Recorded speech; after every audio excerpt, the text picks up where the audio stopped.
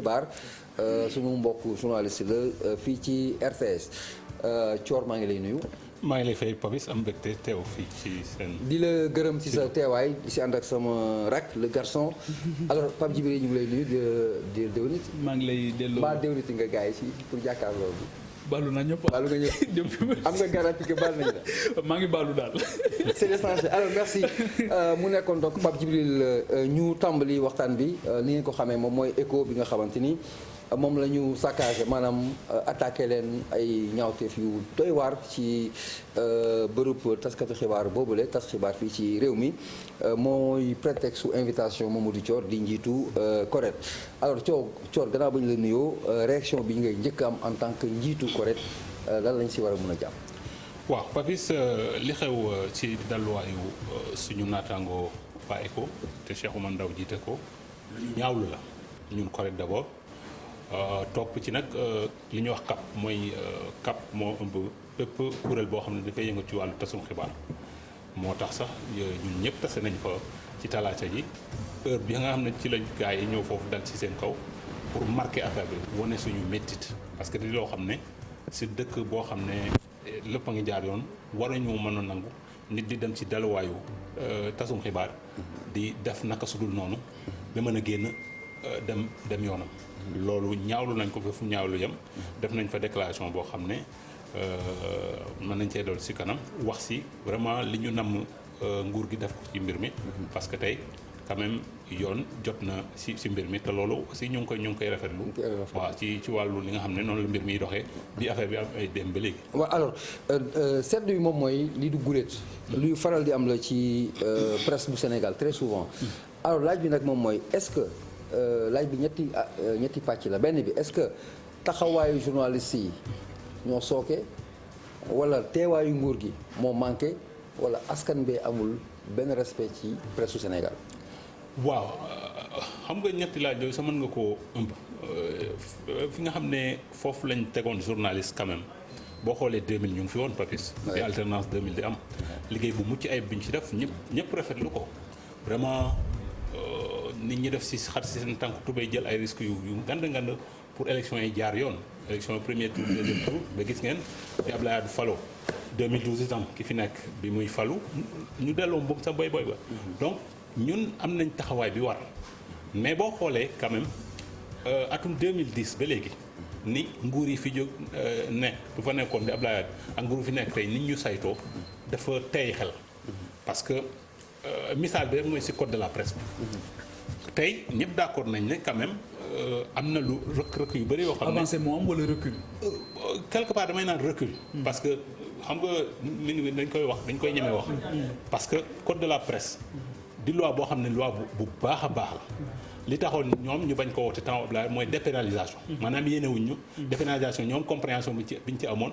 mooy que ne woy nous ne sommes pas au-dessus des lois maanaam. ay justiciables loolu neex nga def. voilà te dara loo ci fekk te du woon loolu Papis xam nga dépénalisation. mais ñoom gis-gis boobu lañ ci am te xam nga loolu mooy. wala est-ce que du woon lay boobu lañ ci teg. waaw ab lay la loolu laa bëgg a wax. te parce que ñun gëm nañ ne dépénalisation mu ngi am ay dëkk yu mel ni Togo ay dëkk yu mel ni Niger est-ce que ñoom ci wàllu démocratie ñooñu gën a dem kanam déedéet dépénalisation dañ gëm ne dañ mën nañ dem ba délit de presse am mën na bañ a am parce que bu ñu saytoo presse bi ñu mu war a def lu ci war parce que ñi nga xam ne ñoo ci war a taxaw nekk ci di def liggéey bu mucc ayib parce que ay délit de presse nañ ko dépassé. moo tax gis nga ñu soofantal loolu si dafa Abdoulaye président Macky Sall ñëw président Abdoulaye ba mu fi jógee président Macky Sall ñëw juróomi at mu def lu ni mel il a fallu 2017 ñu mobiliser wu CAP bii ma lay wax ñun kuréelu tasum xibaar yëpp mobiliser wu ba def marche nationale fii Ndakaaru ak région yi yëpp ñëpp a marche.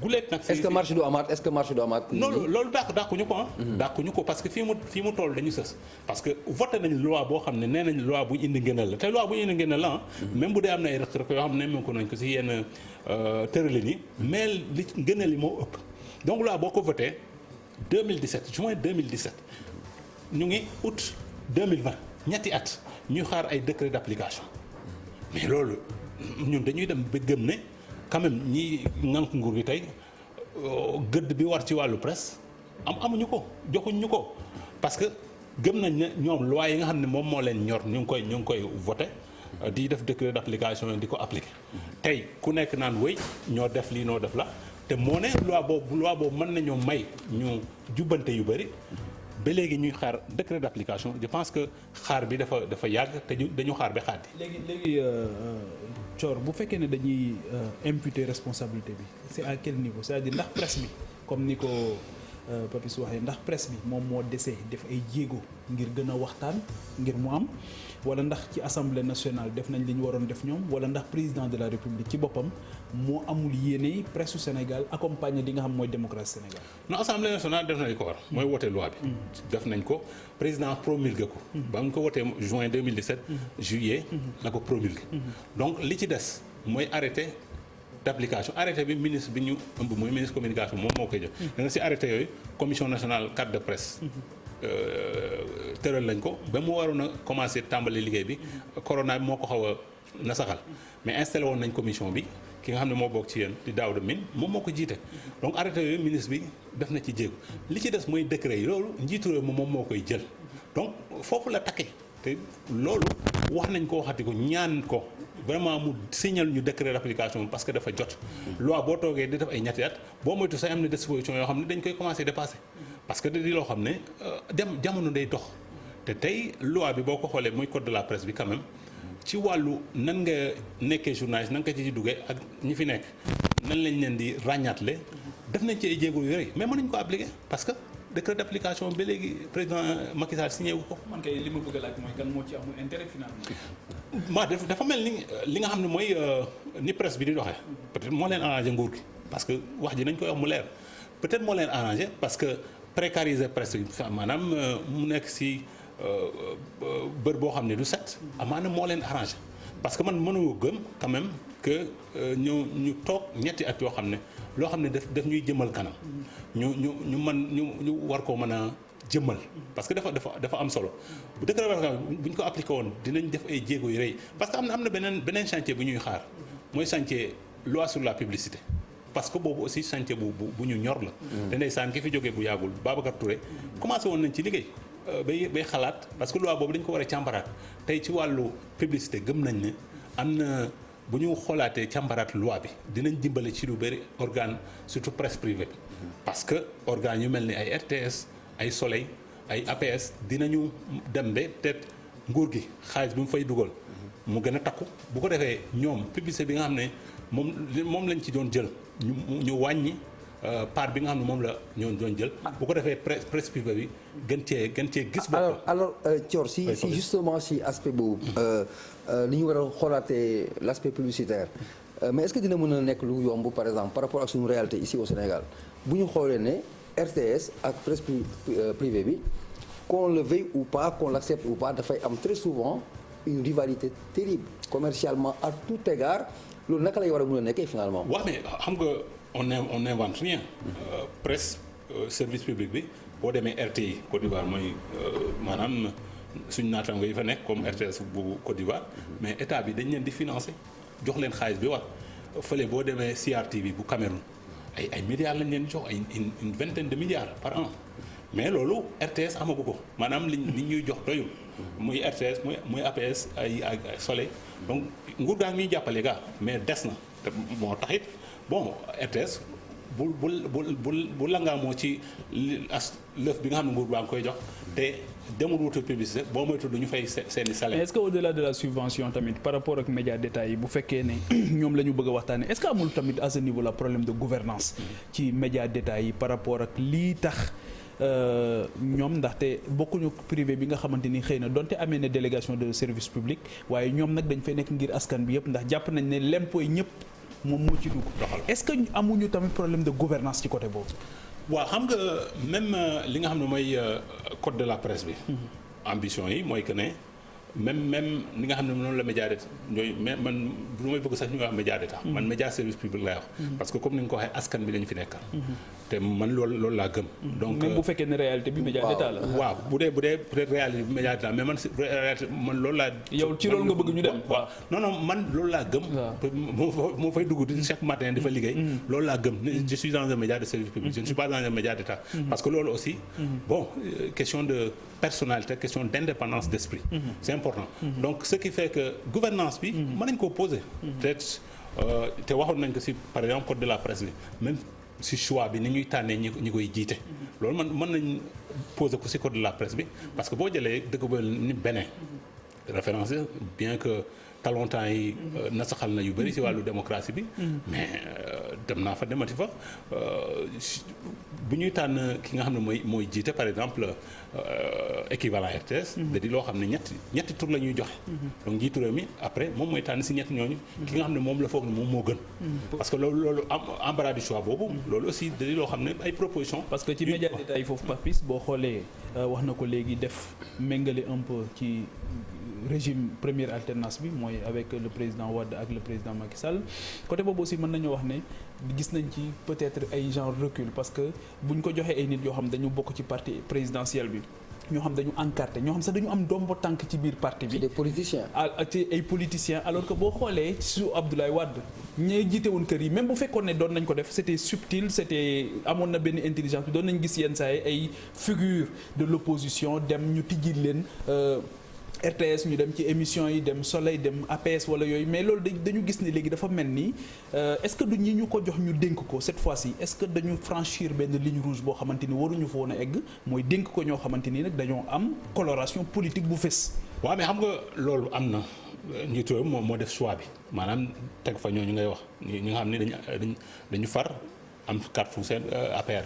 donc loolu c'est son choix. jeexital na ci contenu bi. mais jeexital bi je pense que quelque part en termes d'ouverture peut-être en termes d'ouverture loolu de loo xam ne ñun ñëpp lañ fi war a nekkal. te loolu aussi vraiment ñu ngi ciy jox ay jéego. mais li nga xam ne moom moo am ci choix des hommes. njiitu nag mooy xool parce que def na ko doxal na il est au pouvoir depuis 2012. moom mooy càmbar bi xam. boo xoolee prédécesseur am li nga doon wax. c'est vrai ñi nga. il n'avait pas peut-être ouvertement la carte du PDS à l'époque mais c'était des sympathisants du temps du Parti socialiste noonu la demee woon donc ñi ñu fa doon teg aussi bon li Abdou Diouf bëgg lañ doon xalam mais je pense que évolution bi quand même waroon nañu mën a dépasser considération yooyu même si ñi ñu fa teg ay journalistes lañ je pense que comme on dit ñun Sénégalais yi seen l'impôt moom la ñu doxalee kër gi donc bépp Sénégalais muy ci langue politique langue bu mu mënti bokk donc am na fa baat je pense que loolu mooy yoon. waaw Pape boo amul benn ma dem. non man kay dama bëgg a taxaw toujours ci média détail parce que dañuy gis yenn abus yi aussi. boo xoolee APS yëg nga ko. boo gisee problème yi nga xamante ni yëpp moo ngi fay am surtout sur la gouvernance SG Synpics gis nga ko tey suspendu pour une durée de 6 mois il y a aussi 2 dames qui ont été suspendues les médiations même du ministre de la communication n'ont pu rien faire loolu aussi. te tey jii boo jël boobu Pape Djibril dox nañ ci tànku jàmm. honnêtement am nañ yaakaar ne sax. presque sotti na parce que am na yoo xam ne boo koy dox. doo bëgg mu jëm kaw. mais le fait que acte bi am laa wax. le fait que directeur bi am parce que tamit foofu xam nga précarité bi ngay wax APS la fekk baax. conditions yu difficiles yi nga xamante ni alors que réew yi nga xamante ni yëpp am nañ yéene ci seen média d'état yi. comme ni ñu koy waxee. agence de presse surtout boo xamante ni moo féeteeg nguur gi dafa am liggéey bu am solo boo xamante ni war na ko def. ñun ñi ñëpp gis nga APS da doon ñu dimbali nekk grossiste information yëpp. di ñu moo nekkoon source d'information. presque 60%. gis nga li woon ni muy wonee de plus en plus di jëm kanam. loolu aussi je pense que ne yu mel noonu. ñaan yi c'est très bien dox ci tànku jàmm c'est très bien. mais au-delà de ça est-ce que nan la ñu def ba nit war a am fitu man maay diriger rek tax nga jël yenn décisions yu arbitraires yi aussi. je pense que xam nga aussi. kër goo dem am na conseil d'administration donc muy APS muy RTS muy Soleil muy fii donc je pense que conseil d'administration aussi il faut que ñuy gën a impliqué wu parce que yooyu mooy tax quand peut-être ce qu'on appelle entre guillemets ki jiite kër gi bu commencé jàdd mais conseil d'administration loolu lay mu tegaat ko ci yoon ne ko nag kër gi affaire bi dafa am nu muy doxe donc je pense que côté boobu il faut aussi conseil d'administration yi di gën a wuyoo li ñuy nuro xaw ma ndax sama séeréer buy làkk wolof la donc voilà donc il faut ñuy gën a jouer rôle boobu rôle genre garde-fou de telle sorte que bon le directeur général peut penser que il est un demi jëmbal la lool. bu jaadee yoon ngeen teg ko ci yoon parce que loolu la. alors CORED ngay jiite. Thior ma fàttali Mamadou Thior mooy suñu invité di président CORED correct di wax ci wàllu éthique ak déontologie. tukulóor bu bugg tekki déontologie day compliqué te mënuñu aussi bañ a wax li tax prétexte bi am ñu invité la fii. écho la ñu saccagé la ñu tas ndax dañoo génne xibaar buy wax ci Serigne Moustapha Sy bi nga xamante ni feebar bi dal na ko ak dalu ko loolu mooy andi coow li. ci wàllu éthique. fan la écho tooñee ndax wax sa bopp dafa métti gaa waaye comme dañoo laaj nañ dem si yoon ñu leeral ko. ñun bokk parce que ñun écho la ñu bokk ñun ay journalistes lañu. fan la ñun journalistes yi fan la ñu tooñee. non li ma gis ci yéenekaay boobu écho bi alterné parce que loolu mooy ni coow li ab brève la brève maanaam xibaar bu ndaw. dañu joxe brève waaw dañu tënk xibaar bi ne sëñ Moustapha Sy bi jiite Moustarchidine dafa jot ci feebaru mbas bi. ba ñuy jeexal ci tënk boobu ñu ne yàlla na ko yàlla may tan. xam nga li indi problème bi mooy que ne souvent nit ñi dañuy dégg ne tëll ndam na donc ña nga xam ne ñoo def ñaawteef boobu xam na revue de presse gars yi dañuy tàllal. yokk ko ba mu doy waar. donc xam naa ñoom lañ ko déggee ci revue de presse ba pour ñoom dañuy waa écho dañuy xaw suufeel seen kilifa diine boobu. te moo ne demoon boo xoolee bref bi honnêtement ñoom seen liggéey lañ def. am nañ information pour ñu bamtuwaat coow c'est important vérifier nañ ko écho aw wàccul benn yoon.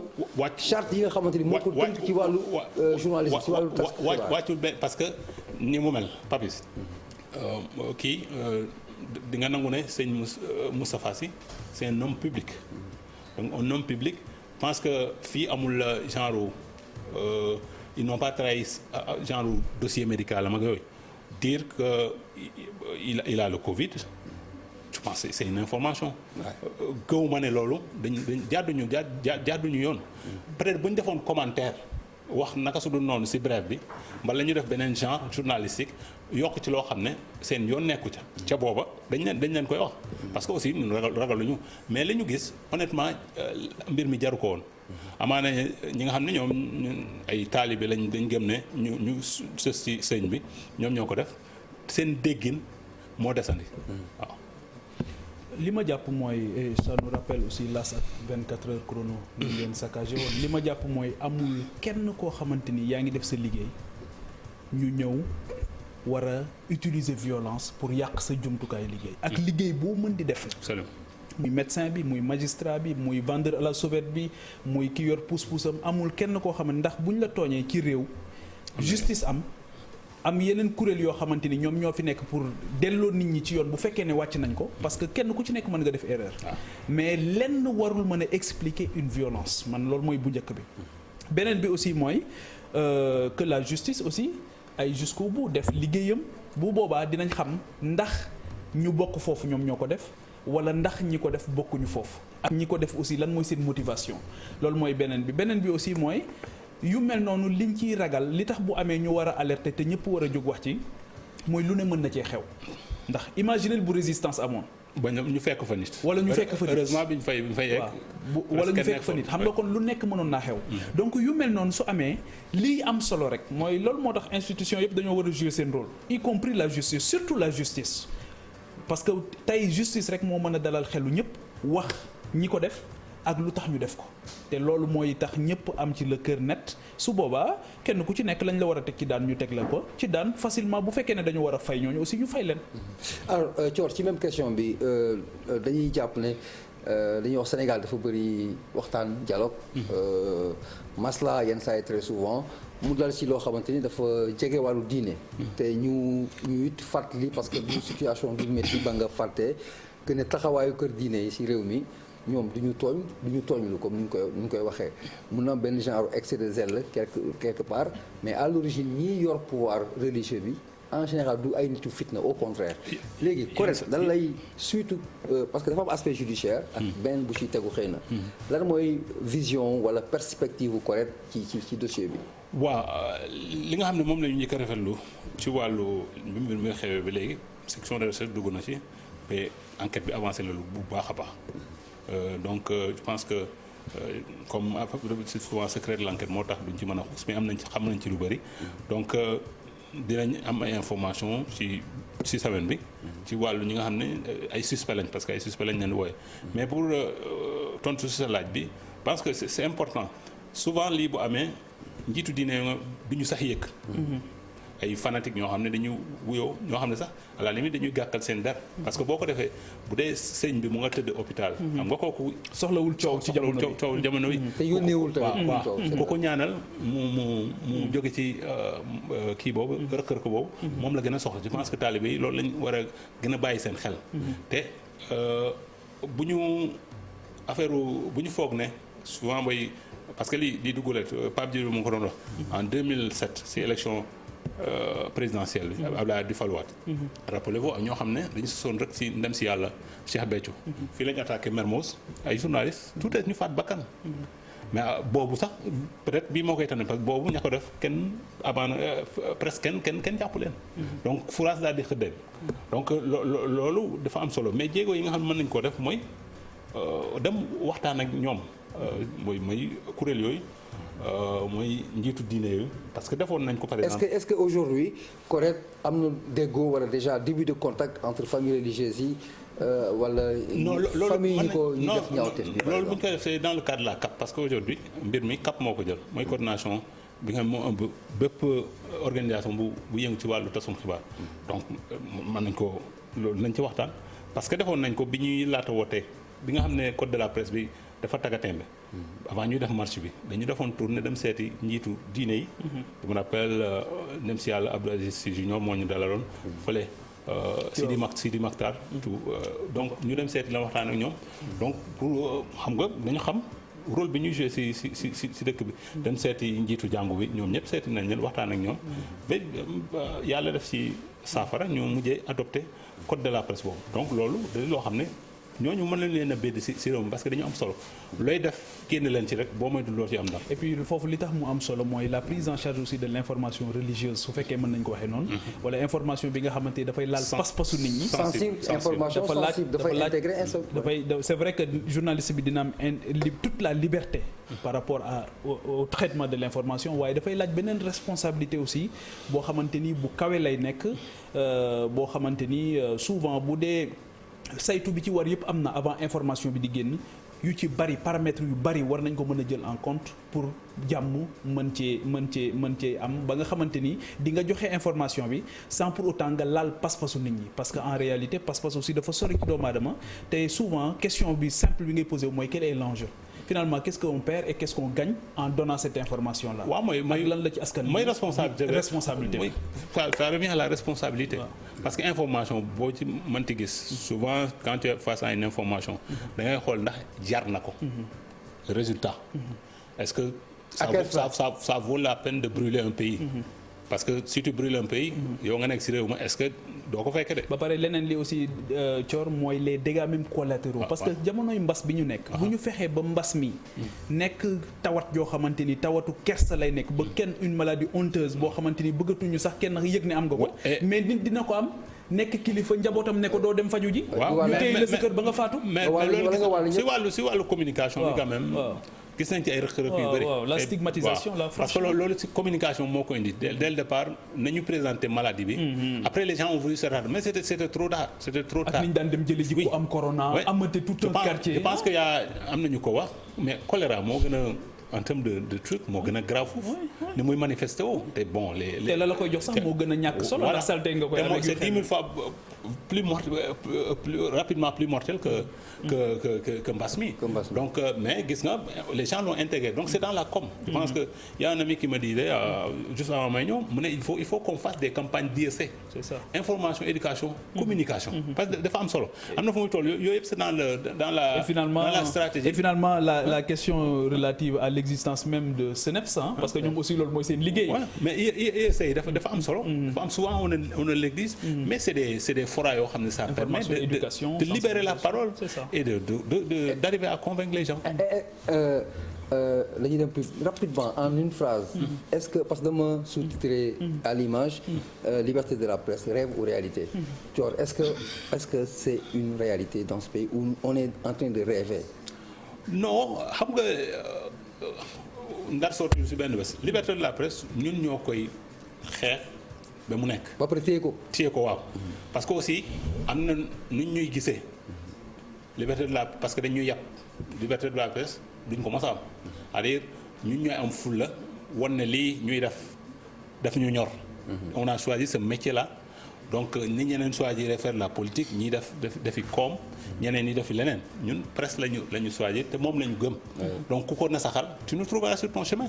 on fera face qui qu'il soit. merci Thior muy soir d'info tey ci Télé Futurs Médias ñu dem publicité laata ñuy dellusiwaat. loolee tam ñu bàyyi leen ngeen wéy ak suñu ay programme fi ci télévision Futurs Médias Papis Diaw ak ganam ci soir d'info.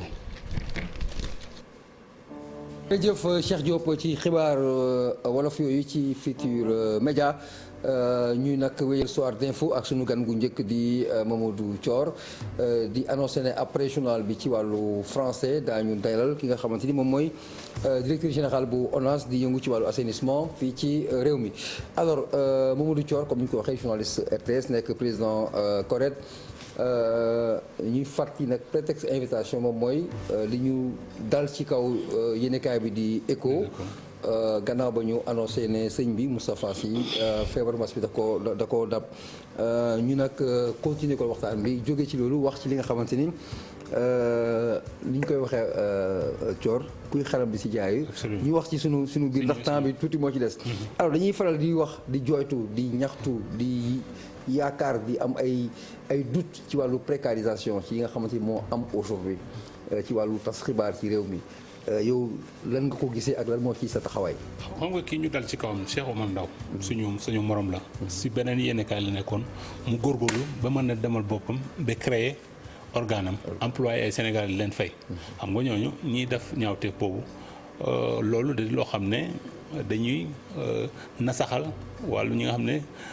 kuy joxe liggéey ci Sénégal te xam nga tasum xibaar tey ci wàllu précarité boobu laay ñëw tey ndimbal bi nga xam ne moom la ñu xaar ci nguur gi des na des boo xam ne surtout presse privée bi que par exemple code de la presse bi moo tax ñuy xeex pour application bi parce que ci wàllu boobu aussi am na ay jéego yu rëy am na fonds boo xam ne fonds d'appui au développement de la presse mais fonds boobu bu ñëwee mooy remplacer aide de la presse bi nga xam ne chaque année presse mu indi coow te fajul dara donc fonds boobu bu ñëwee.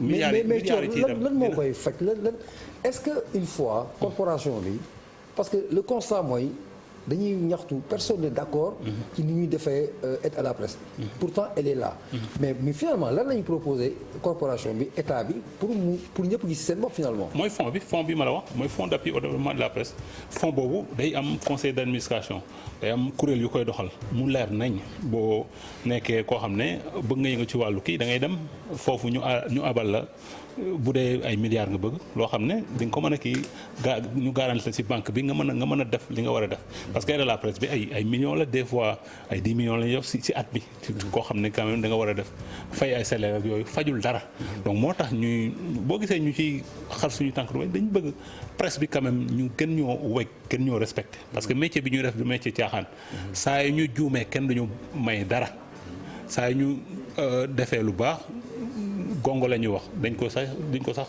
peut-être kii mais kenn duñu pardonné kenn duñu baal suñu erreur yi ñu def moo tax dañu bëgg vraiment te Pape Djibril peut-être nekku fi man damay ndamoo ñu mel ni ñoom parce que ñoom ñoo ñu gën a féete ndaw am naa chance man maa ko encadré bi ñooy RTS di def stage mais gis taxawaay mu am je pense que loolu la ñuy ñaax ñi gën a féete gune métier bi du métier caaxaan il faut boo koy def nga nekk koo xam ne am nga as lëf ci xam-xam parce que da ngay dugg kër jàmbur ñoo xam ne gënoo leen a xam gënoo leen a ràññe peut-être ñoo la gën a intelligent donc il faut ñuy gën a wàcce suñu bopp. voilà ki la jàngal di la seetaan. voilà ki la jàng voilà comme ni may arrivé souvent may xool Pape Djibril mais dinaa fier parce que dinaa ne kii kat maa ko tàggat. te vraiment taxawaay bu mucc ayib la. donc si wàllu dafa am solo bu dee gën a bàyyi xel ne journal du végétarien boo génnee ñu ne kii moo doon génne te leen déedéet wàcce sa bopp. parce que ñun xibaar bi moom mooy vedette bi li xibaar bi ñuy joxe looloo tax nit ñi may ñu cër mais du ñun suñu askan xaw ma suñu bopp. suñu bopp Mamadou Thior président CORED ci wàllu observation des règles et éthiques ak déontologie fii ci réew mi jërëjëf ci. maa ngi lay gërëm si invitation.